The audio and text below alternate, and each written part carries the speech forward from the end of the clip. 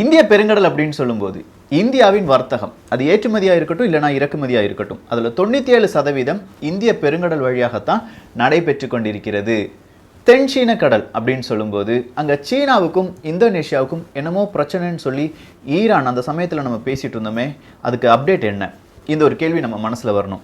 அப்படி இந்த பக்கம் வந்தீங்கன்னா பாகிஸ்தானும் சீனாவும் சேர்ந்து கூட்டு கடற்படை பயிற்சிகளை செய்து கொண்டிருக்கிறார்களே, அதனுடைய உண்மைத்தன்மை என்ன அப்படின்னு சொல்கிற வேறொரு கேள்வி வரணும். இன்னொரு கேள்வி இருக்குது. குவாட் கண்ட்ரிஸ் அப்படின்னு சொல்லி ஒரு 4 நாடுகள் சேர்ந்து ஒரு கூட்டமைப்பை உருவாக்கி இருக்கிறார்களே, அதனுடைய முக்கியத்துவம் என்ன? அதில் இந்தியா இருக்கா? இந்த கேள்வி உங்களுக்கு வரணும். கடைசியாக வர வேண்டிய கேள்வி டியாகோ கார்சியா அப்படிங்கிற ஒரு இடம் தான், ஒரு தீவு தான். அந்த இடத்த உங்களுக்கு தெரிகிற மாதிரி சொல்லணும்னா ஈரானுக்கும் அமெரிக்காவுக்கும் ரொம்ப பெரிய பிரச்சனை.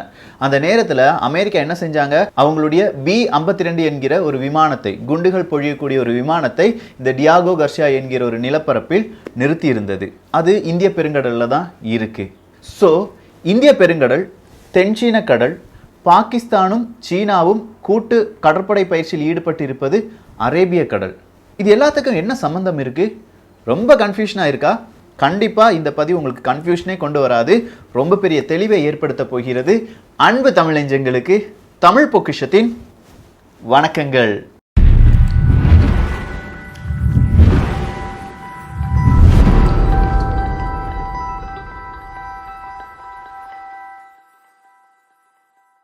முக்கியமாக இந்த உலகத்தில் நடக்கிற சில விஷயங்களை பற்றி பார்க்க போகிறோம். இது எந்த நாடு சம்மந்தப்பட்டது அப்படின்னு கேட்டிங்கன்னா எல்லா நாடுகளும் சம்மந்தப்பட்டது. முதல்ல நம்ம பார்க்க வேண்டியது சீனாவுக்கும் இந்தோனேஷியாவுக்கும் ஒரு பிரச்சனை இருக்குது. இந்தோனேஷியா அரசாங்கம் சொல்கிறாங்க எல்லா மீனவர்களும் வாங்க, நமக்கு ஒரு யுத்தம் செய்ய வேண்டியதாக இருக்கிறது, சீனாவுடன் ஒரு யுத்தம் செய்ய வேண்டியதாக இருக்கிறது, உங்களுக்கு நாங்கள் ட்ரைனிங் தரப்போகிறோம் அப்படின்னு சொல்லி எல்லா மீனவர்களையும் கூப்பிட்டு ட்ரைனிங் கொடுத்துட்டு இருக்காங்க. அப்படி ஒரு இக்கட்டான சூழ்நிலையில் இருக்கும்போது தான் மலேசியாவும் வியட்நாமும் என்ன சொல்கிறாங்க, நாங்களும் இந்தோனேஷியா கூட வாரோம், சீனாவை எதிர்க்க போகிறோம், தென்சீன கடலில் சீனாவின் ஆதிக்கத்தை குறைக்க போகிறோம் அப்படின்னு சொல்லி இப்போ யாரெல்லாம் கை கோத்திருக்காங்க? மலேசியா, வியட்நாம் போன்ற நாடுகள். ஸோ மலேசியா, வியட்நாம், இந்தோனேஷியா சீனாவுக்கு எதிராக தென்சீன கடலில். இந்த தென்சீன கடல் அப்படின்னு சொல்லும்போது இந்த மேப்பை பார்த்துக்கோங்க. இந்த மேப் உங்களுக்கு டீட்டெயிலாக தென்சீன கடல் எந்த பாகத்தில் இருக்குது அப்படிங்கிறத தெளிவாக காண்பிக்குது. ஸோ இந்த தென்சீன கடலில் ரொம்ப பெரிய பிரச்சனைகள் சீனாவுக்கு காத்து கொண்டிருக்கிறது. ஒரு விஷயம் நல்லா புரிஞ்சிருச்சா? இந்த தென்சீன கடல் அப்படிங்கிற இந்த விஷயத்தை பார்க்கும்போது அடுத்ததாக ஒரு 890 கிலோமீட்டர் நீளம் இருக்கிற ஒரு கடல் பரப்பை நாம் பார்க்க வேண்டும். அதை தான் ஸ்ட்ரைட் ஆஃப் மலாக்கா அப்படின்னு சொல்லுவாங்க. மலேசியா, சிங்கப்பூர், இந்தோனேஷியா இவங்க எல்லாமே சேர்ந்து அதை ஒரு பாதுகாப்பு அரணாக பயன்படுத்தக்கூடிய ஒரு ஜலசந்தி தான் ஸ்ட்ரைட் ஆஃப் மலாக்கா என்கிறது. இந்த ஸ்ட்ரைட் ஆஃப் மலாக்கா வேர்ல்டு அளவில் பார்க்க போனால் ஸ்ட்ரைட் ஆஃப் ஹார்மஸுக்கு அடுத்தபடியாக ரொம்ப பெரிய எண்ணெய் வர்த்தகமாக இருக்கட்டும், இல்லாட்டி பொருட்களாக இருக்கட்டும், கப்பலாக இருக்கட்டும், இது எல்லாமே கடந்து செல்லக்கூடிய ஒரு பாதை அப்படின்னு சொல்லலாம். இந்த ஸ்ட்ரைட் ஆஃப் மலாக்கா வழியாகத்தான் ரொம்ப பெரிய வர்த்தகம் நடக்கிறது என்பதை நாம் புரிந்து கொண்டோம். அப்படின்னா இந்த ஸ்ட்ரைட் ஆஃப் மலாக்கா யார் கண்ட்ரோல் இருக்கு? மலேசியா கண்ட்ரோலில், இந்தோனேஷியா கண்ட்ரோல் எல்லாமே இருந்துட்டு இருக்கு. ஸோ மலேசியா இந்த ஸ்ட்ரைட் ஆஃப் மலாக்கா என்கிற அந்த ஒரு ஜலசந்தியை எப்போ வேணாலும் மூடலாம். ஈரான் எப்படி ஸ்ட்ரைட் ஆஃப் ஹார்மஸ் அப்படிங்கிற ஒரு ஜலசந்தியை மூடுவோம் என்று உலக நாடுகளுக்கு எச்சரிக்கை கொடுத்ததோ, அதே மாதிரி இந்த ஸ்ட்ரைட் ஆஃப் மலாக்காவும் தென்சீன கடலிலிருந்து இந்திய பெருங்கடலுக்கு வருவதற்கான ஒரு ஷார்ட்கட் அப்படின்னு சொல்லலாம்.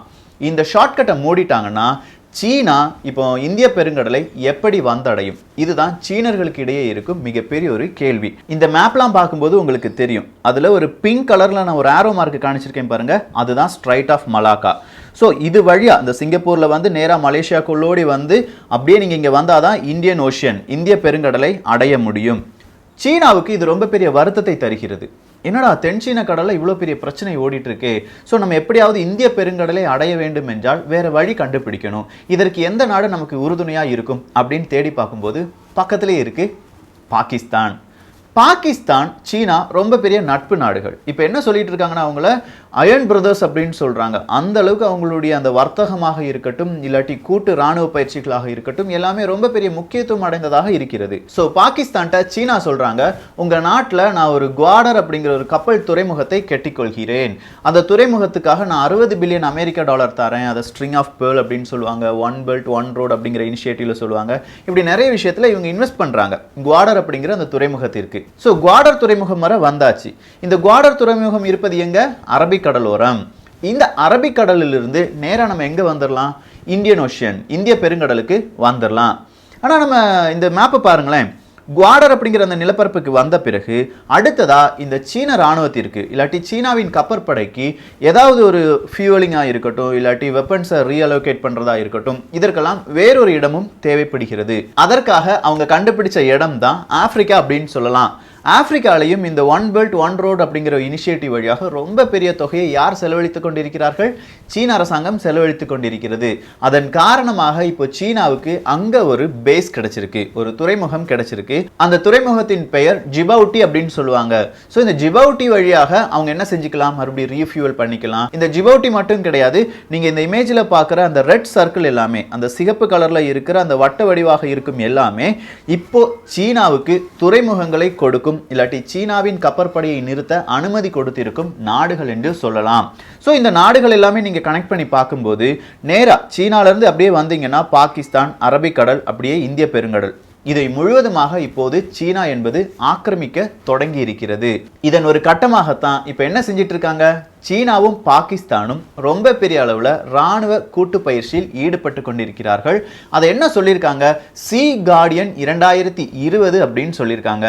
இந்த சி கார்டியன் 2020 இந்த ஜனவரி மாதம் 6ஆம் தேதியிலிருந்து 9ஆம் தேதி இந்த ஒரு காலகட்டத்தில் தொடங்கி 14ஆம் தேதி வரை நீள்கிறது. 2 கட்டமாகத்தான் இதை செய்து கொண்டிருக்கிறார்கள். முதல் கட்டத்தில் கப்பற்படை எப்படி இயங்க வேண்டும், எதிரிகளிடமிருந்து கப்பற்படையை எப்படி பாதுகாக்க வேண்டும் அப்படிங்கிற அந்த விஷயம் சொல்லிக் கொடுக்கப்படுகிறது. அடுத்த கட்டத்தில் விதவிதமான கப்பல்களை இந்த 2 நாடுகளும் ஒன்று சேர்ந்து பல்வேறு விதமான ஒரு ராணுவ பயிற்சியாக செய்ய போகிறார்கள். ஸோ விதவிதமான கப்பல்கள் அப்படின்னு சொல்லும்போது கிட்டத்தட்ட 12க்கும் மேற்பட்ட கப்பல்களை சீனாவும் பாகிஸ்தானும் இப்ப அரபிக்கடலை கொண்டு நிப்பாட்டியிருக்காங்க. இப்ப அரபிக்கடலை கொண்டு இவங்க 2 பேரும் கப்பலை நிப்பாட்டின உடனே இந்திய அரசாங்கம் என்ன சொல்லுது? INS விக்ரமாதித்யாவை கொண்டு அங்க போய் நிப்பாட்டு, MiG-29 அப்படிங்கிற அந்த விமானத்தையும் கூட வச்சுக்கோ. இதை பார்ப்பவர்களுக்கு, அதாவது சீனாவும் பாகிஸ்தானும் இதை பார்க்கும்போது ஓகே, அரபிக்கடலிலும் இந்தியாவின் பங்கு அளப்பரியதாக இருக்கிறது, ரொம்ப வாலாட்ட வேண்டாம் இப்படிங்கிறது அவங்களுக்கு புரிஞ்சிடும். இதற்காக இந்தியா ஒரு மூவ் எடுத்து வச்சாங்க. ஆனா இது மட்டும் போதுமா? கிடையாது. ஏன்னா சீனா ஈஸியா இந்த ஒரு ஸ்ட்ராட்டஜிலாம் விட்டு நம்ம இந்தியா பெருங்கடலுக்குள்ள வந்துடும். ஸோ இதை தடுப்பதற்காக வேறு விதமாக சில நாடுகள் யோசித்தது. அந்த நாடுகளுடைய பெயர் தான் குவாட் கண்ட்ரிஸ் அப்படின்னு சொல்லுவாங்க. குவாட்ரேட்டரல் கண்ட்ரிஸ் அப்படின்னு சொல்லுவாங்க. அதை குவாட் கண்ட்ரிஸ் அப்படின்னு சொல்லுவாங்க. இந்த குவாட் கண்ட்ரிஸ்ல இருக்கிற நாடுகள் யாவை அப்படின்னு கேட்டிங்கன்னா ஆஸ்திரேலியா, அமெரிக்கா, ஜப்பான், இந்தியா. இந்த மேப்பை பாருங்களேன். 4 நாடுகள், 4 முனைகளில் இருக்கும் நாடுகள். இந்த 4 நாடுகளும் கப்பற்படையை ரொம்ப பெரிய அளவுல நம்ம என்ன செய்யணும்? கூட்டு ராணுவ பயிற்சி, கூட்டு கப்பற்படை பயிற்சி இதெல்லாமே செஞ்சு இந்திய பெருங்கடலிலும் தென்சீன கடலிலும் சீனாவின் ஆக்கிரமிப்பை குறைக்க வேண்டும் அப்படிங்கிறதுல ரொம்ப தெளிவா ஈடுபட்டு கொண்டிருக்கிறார்கள். ஸோ இந்த குவாட் கண்ட்ரிஸ் என்னன்னு நமக்கு தெரிஞ்சிருச்சு. இந்த குவாட் கண்ட்ரிஸ் மட்டும்தான் இந்த சீனாவின் ஆக்கிரமிப்பை எதிர்ப்பதற்காக இருக்கிறதா என்று கேட்டால் கிடையாது. வேறொரு அமைப்பும் இருக்கிறது. அந்த அமைப்பின் பெயர் இந்தியன் ஓஷன் ரிம் அசோசியேஷன் அப்படின்னு சொல்லுவாங்க. இந்த இந்தியன் ஓஷன் ரிம் அசோசியேஷன் என்கிற இந்த ஒரு அசோசியேஷன்ல அமைப்புல 20 நாடுகள் இருக்கிறது நிரந்தர நாடுகளாக. பேச்சுவார்த்தைக்காக மட்டுமே இந்த இந்தியன் ஓஷன் ரிம் அசோசியேஷன்ல சீனா என்கிற நாடு சேர்த்து கொள்ளப்படுகிறது.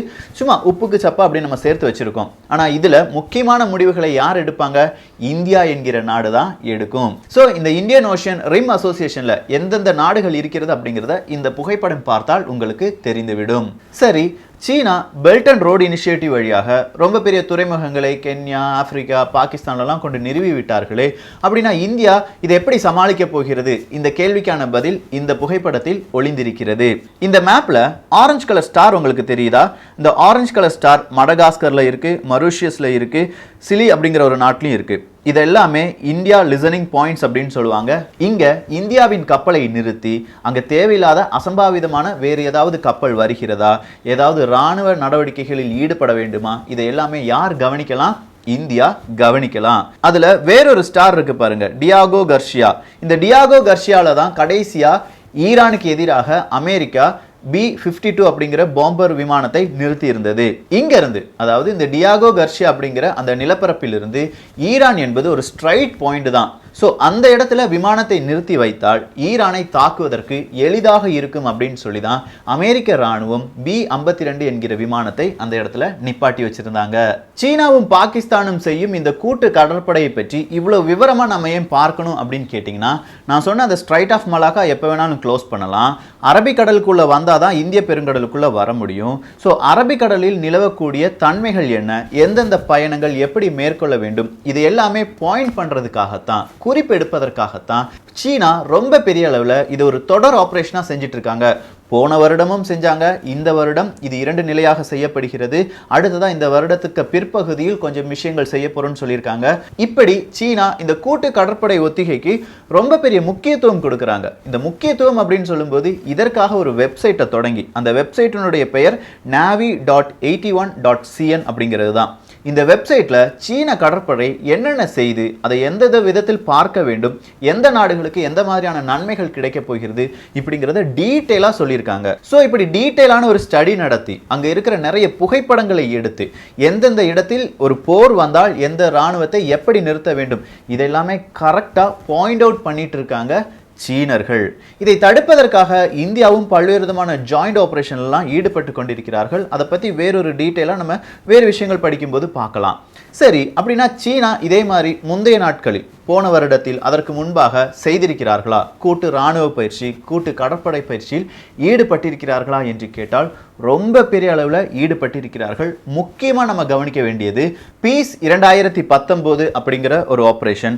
அடுத்ததா China south east Asian countries கூட சேர்ந்து மெரிடைம் ஜாயிண்ட் எக்ஸசைஸ் 2019 என்கிற வேறொரு கூட்டு இராணுவ பயிற்சி. அடுத்ததா சைனா ரஷ்யா கூட்டு கடற்படை 2019 ஆபரேஷன்.